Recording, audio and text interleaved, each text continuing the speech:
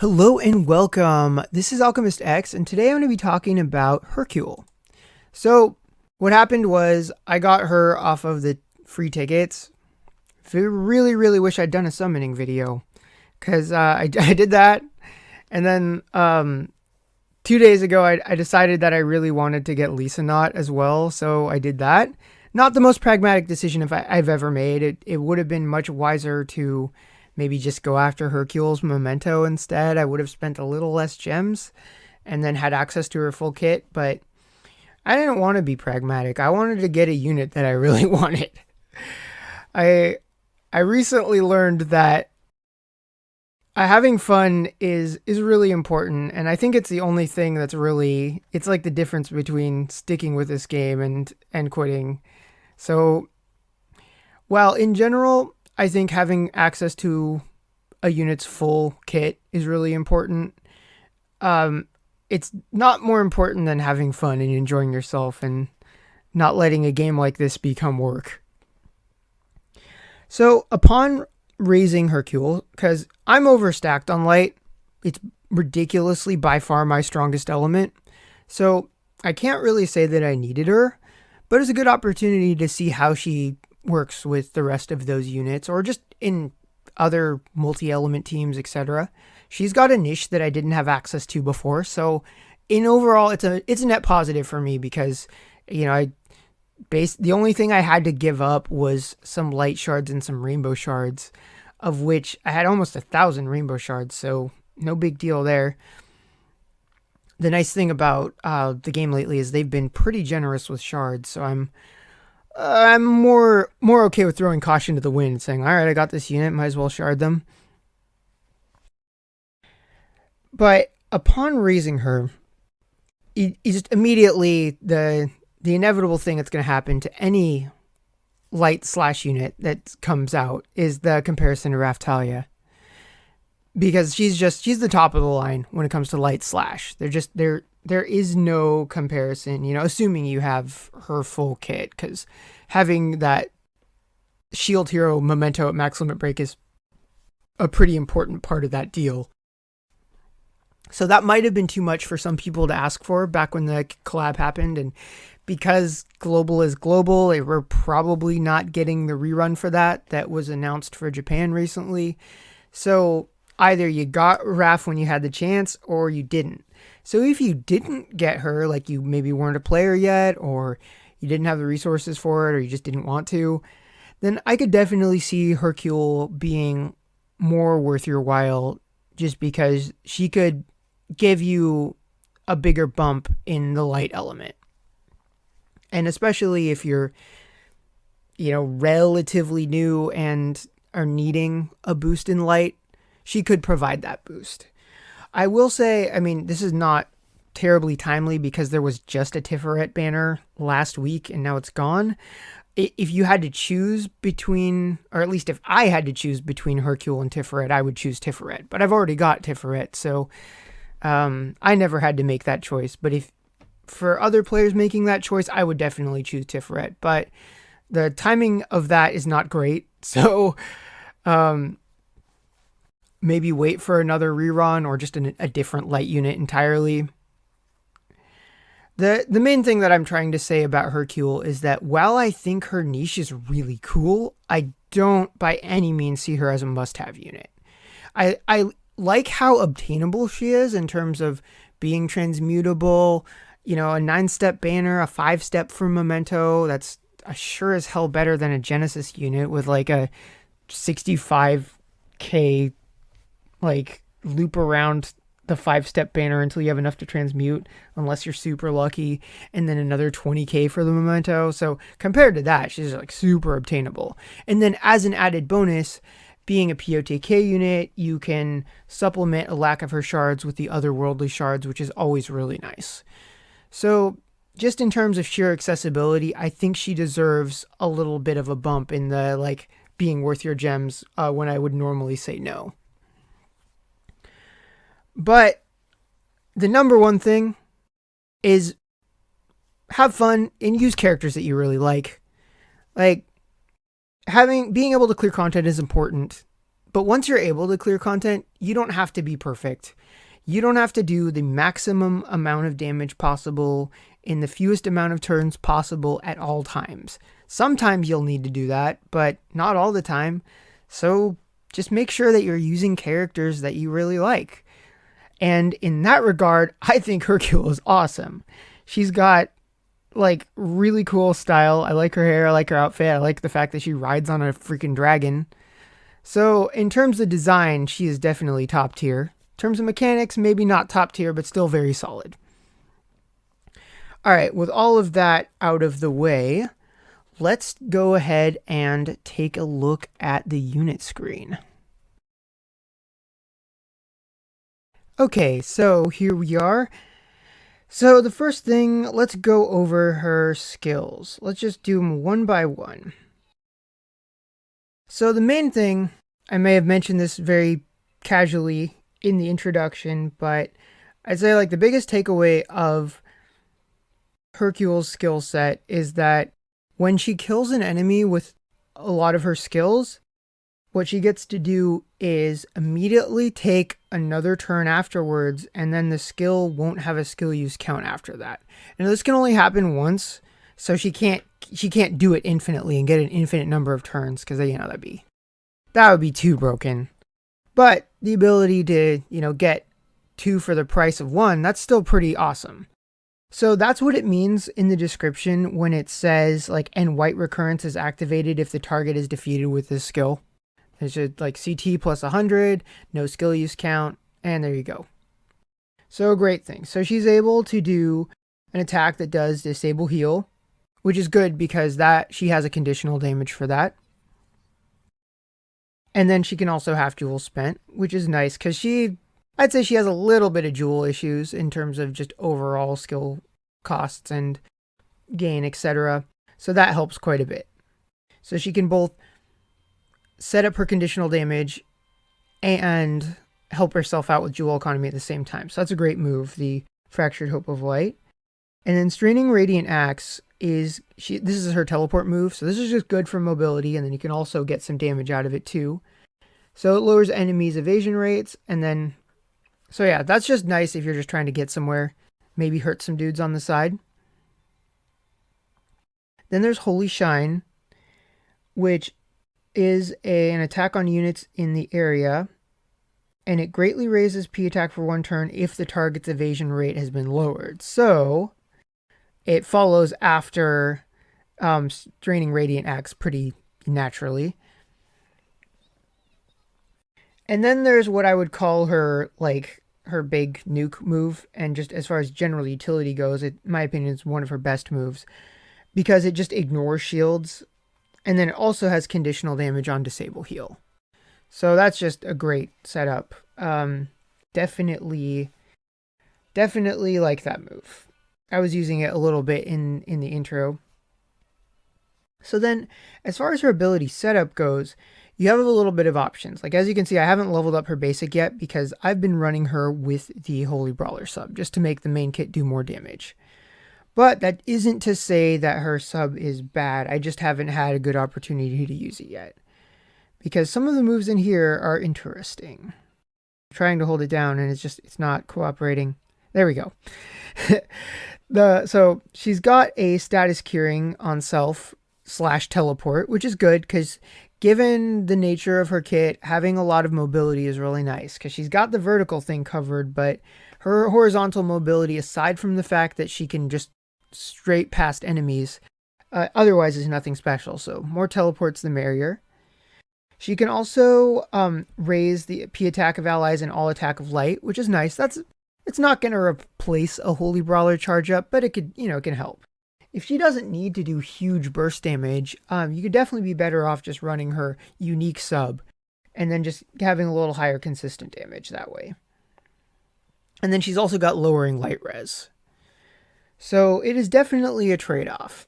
Like, I used the Holy Brawler sub in that intro just because I wanted to kill some enemies fast and kind of get an idea of where her damage ceiling was under less extreme circumstances without like insane buffs like say Voda or whatever. But either one for the sub is good for her. And then her reactive is a no-brainer because it's just a counterattack that also permanently raises her slash attack power, so that's always good. She'll also kind of Dark Princess style deal back a portion of the damage. Sadly, she doesn't drain the health back. That would have been nice, but maybe that would have been a little too much. I think if she drained health with her reactive, that would have increased my recommendation for her by quite a bit. But it's still a good reactive. And then as far as the passives go, I got her Gate 2. So that's going to be on Regal Garuda Blade, but it's just nice because it increases the modifier on P attack more, another 15%, and then also adds a slash attack modifier. So sadly, she doesn't lose the agility down, but it's not that big of a deal. She has enough agility to be okay. And then the other one that I'm using is the Hopeful Attacker, just because HP, P attack, initial jewels. Can't say no to any of those. As far as her other passives go, though, most of these I don't think she really needs. But Holy Revolution is interesting in that... Come on, holding it down. There we go. It greatly raises her hit rate for 5 turns. So that could have some arena uses, against a certain other light unit who's very dodgy, who frequently shows up in the arena. I don't care that much about arena, but some of you might. So that's worth considering for sure. So let's next look at Memento. So naturally, if you have her Memento, use that and definitely get the VCR. Honestly, if I had the Memento, I would just robot that VCR just right away because that extra stats from the snowballs it's always good to have. Anybody with a snowball, is going to want to be able to use it. However, if you don't have that Memento, she's not really going to benefit much from most of the others because she's sort of in a group of her own with as far as how POTK units are sorted. The reason I've got the generic POTK one on her is just for the leader skill. I was running some maps against lots of Eldritch enemies with a rainbow team of units who didn't have dedicated mementos on them, so the leader skill is the only reason that's on her right now. Otherwise, I would say just maybe something with a base stat of agility. And then as far as gears go, I was running her with her unique axe gear, of course. Gives her access to her weapon art, which is nice because it's like a 7-hit move. And then, regen armor, just because survivability. And then the POTK egg. I know it's not really an egg. It's called like the Rainbow Mana Seed, but I always call it the egg. One of the reasons I max limit broke the original POTK mementos, I want more of those eggs just because... I've been using enough POTK units that it's just nice. It's a damage boost. It's an agility gear at the same time. Can't say no to that. All right, let's look at runes just because it's just going to be the most brief thing ever. I haven't taken the time to do it yet, but I recommend a 3-star rune for just slash mod. I think you'll get better damage output that way than you would if you got a 5-star. Unless you got the resources to like triple slash mod a 5-star rune, but that's not for me. Otherwise, I just say P attack set. You can do a P defense set. If you have either the flash or the other one, sweep. Yeah, either the single target or the area of effect. Those you could definitely use those instead of the 2 set for P defense. Get a little more damage, but otherwise nothing too remarkable. Maybe get a 3-star rune on Sloth and do some resistances if she's coming across as a little too squishy. Or same thing with Gluttony, maybe give her better healing or something. Those can work wonders as far as substats go. I just kind of very quickly put a set just to see how her stats look like with the set bonuses. And I have not refined it yet. I will worry about that later. So let's move on to the final part of the status screen and look at Enlightenment. So I would go for Gate 2 first, because Gate 2 is just a lot of damage in one place. As I said, it's with Regal Garuda Blade. Just add a slash mod to that. Good times. Definitely number 1.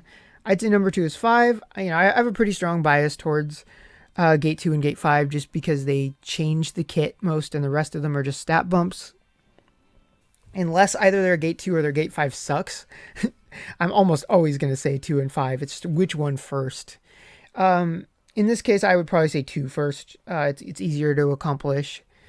But if you're doing the shard quest and you've got access to otherworldly shards, then having her at least decently enlightened is a fairly obtainable thing. Doubly so if you're willing to buy shards of her from the shop too. But that's all I really have to say about her enlightenment. So yeah, that is it for the status screen portion. Let's go just take a look at how her moveset operates on a more practical level. Okay, so the level I've chosen is just the Hercule axe level. More or less meant to show off her kit. Even though I think it's much easier just to solo it with Raph, but the purpose is to show off Hercule. So let's get her to the dude at the top of the hill. Get a little tankage going on. Asuka's just here for handling the bottom part of the map. Although it's possible Hercule might outspeed her to there, but... And then get their slash res down.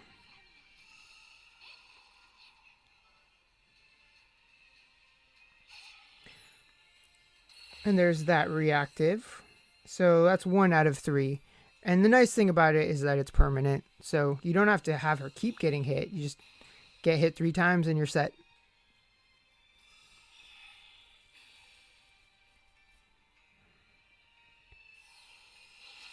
So what I'm going to use is I'm just going to use her shield proof move. Knock that guy out. And then maybe just gather some jewels with the bonus turn.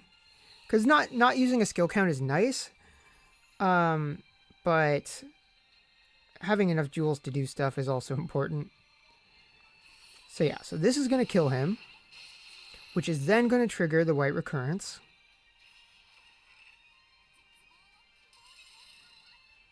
Yay for bonus turns. And then just get rid of that obnoxious mage while we're here. Also I guess I didn't really say this earlier, but she attacks twice, and that's always nice. Roxanne and Ainz are 2 units I absolutely love for that reason. It can come in handy sometimes for shields that have a set count. Or if they just are lucky enough to crit twice. Have Naofumi just get some jewels or something. I don't know. He mostly did what he needed to do. He just needs to get Hercule not dead from magic. And Shahai is just here for extra turns. I think there's more turns than I really need, because I didn't want to show off 100% of her kit. Mostly just the kind of the basic flow of how she works as a unit.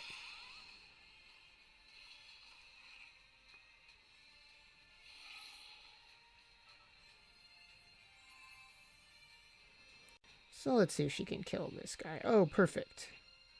So from what range can she kill him? Or actually, this would do much more nicely.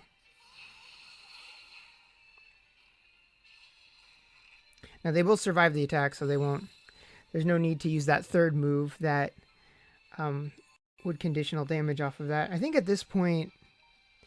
Yeah, I think she's going to kill anything, so I can't really show off her conditional damage, but you can imagine pop disable heal on them, or have somebody else like Naofumi or anyone who can do disable heal do it first and then pop the conditional damage on there. So that is kind of nice. That's one of my either disable heal or just general status effect is always nice just because there's so few things that resist it. Actually, let's get her even farther. Or too far. Now this time could benefit from the jewel spent down. But as you can see, you can't trigger the white recurrence more than once, so. But that would be too much. If you could do that, that would be absolutely insane. She'd be like almost Raph levels of broken.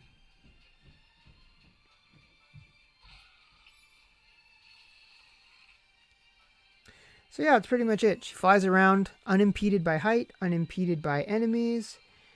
She can just kill something, get a bonus turn from it. She's got some conditional damage. So all around pretty solid. You know, Raph is a really high bar, so it's not really fair to to say, oh, she's not as good as Raph, so she's not worth getting. She is definitely solid and dependable. It depends on where you are in terms of your light units and your overall resources as far as whether or not I would recommend her. So yeah, that's pretty much the end of this Hercule video. So I'm going to use her weapon art, the 7-hit attack, and then I will be closing out. So I will say, see you all next time.